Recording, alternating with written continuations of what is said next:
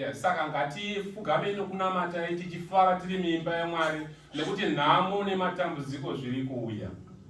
So let's continue to pray and to gather around as a family and to pray because these times it will come for everybody. Kufa kunouya. Death will come and it does come. Ndichitaura nezvekuti inini zvakamboita sei handakudza nezveshamwari yangu yabva kumbariro handichika akabva afa. So as I explain how these things happen, I've just told you now, I've given you an example of my friend from Bari and what happened to him. Inini zvakaitikawo pa next pache ipapo muBilariki. What else happened is similar occurrence. What happened again in another place in Belarus.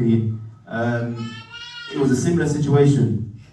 Similar situations, similar circumstances. Iyo nawe yokuti unongozwa muchest kuti wabatwa. Similar situation, similar circumstances, that issue, that same story, where someone just says, I've got pain in my chest.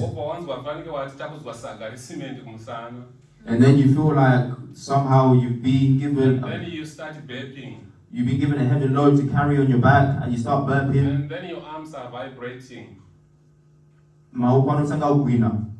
And then, you know, everything becomes blurred. And then everything becomes blurry and you can't see. And all what you want to do is to sleep.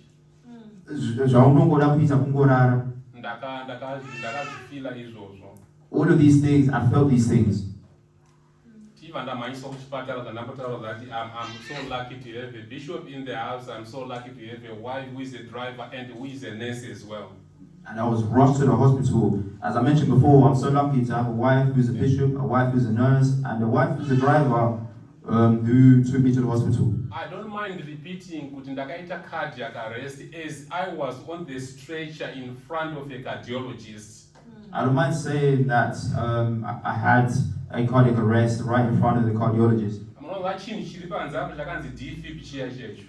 You know that thing that we see outside which says defibrillator? That's what woke me up. That's what resuscitated me. But I was gone. I was fast asleep. What a nice sleep it was. And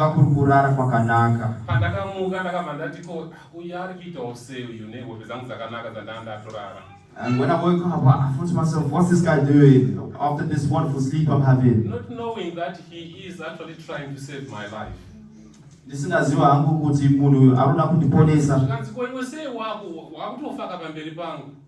And he said, oh, what's happening? You're literally dying right in front of us. Because the pain was unbearable. And I didn't respond to him, but in my heart I was thinking, you actually disturbed me because this pain was like nothing I've ever felt before. My wife was busy taking pictures and crying. And in my head, in my heart, I was thinking, wow, my life is done. No IV, no invasive investigations by Wanema Jackson, which is my NG tube. So no more IV drips and all of these injections. I was thinking, it was all said and done. I'm here to say this to you, it could happen to you.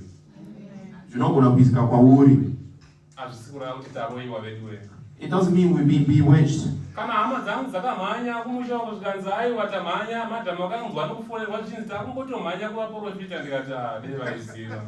Even my family back in Zimbabwe, they were saying, oh, we'll rush, we'll go try see some prophets, we'll try to do this. My family is not different from your family. Because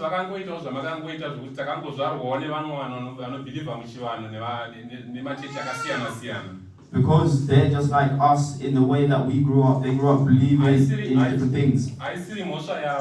It's not their fault. What am I saying?